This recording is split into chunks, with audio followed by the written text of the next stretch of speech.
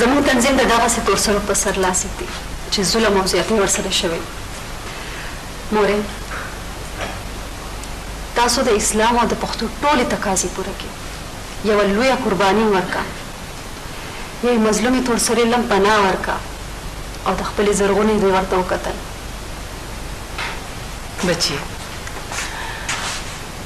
اول مې لیلا لور ده او ورپسې زرغونه ده. مورې، ستا خو په لیلا زړه نه کېږي، خو اوس یې درنه مونږ غواړو. اوس ستا لور ده که نه؟ ولې مورې، زړه دې نه کېږي که نه؟ بچی، د زړه غوښې مې ورته ویلي دي، څنګه به مې زړه وشي. لیلا، ته چېرته پاسې؟ مورې، دې ته یې لږه کښېنه. لیلا لورې، چې مېلمانه وایي چې کښېنه نو لږه کښېنه که نه خیر دی. ښه نو مورې، څنګه دې خوښه ده؟ خو رخسانې بچی، ته لیلا د چا دپاره غواړې؟ زه لیلا د لیلا د مور او پلار دپاره یې درنه غواړم.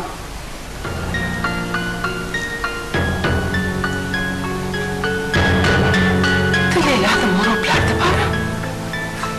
مورې، دې ته وایي زه چېرته هم نه ځم، زه چېرته هم نه ځم مورې. بچی، ته د مېلمنې خبره خو واوره که نه؟ داسې خو د چا له په لاس نشم ورکولی. مورې، موږ خو درنه داسې نه بوځو، مور او پلار به راځي، زموږ د تنظیم خلک به وي او د های کورټ وکیل به وي. خو بچی، ته لیلا مور پلار ته څه پته وه چې لیلا مونږ کره ده؟ موږ ورکره تلي وو، هغوی خپل لیلا پسې ډېر زیات غمجن دي.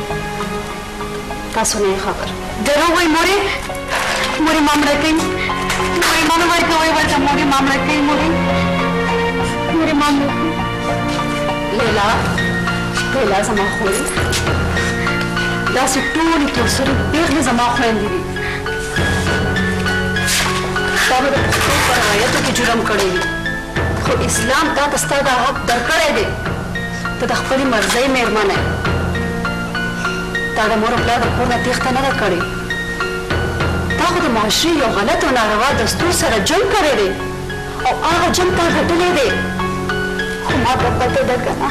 بچې، لیلا ښه وایي، د دې نه مخکې د تورسرو سره هم دغسې ظلمونه شوي دي.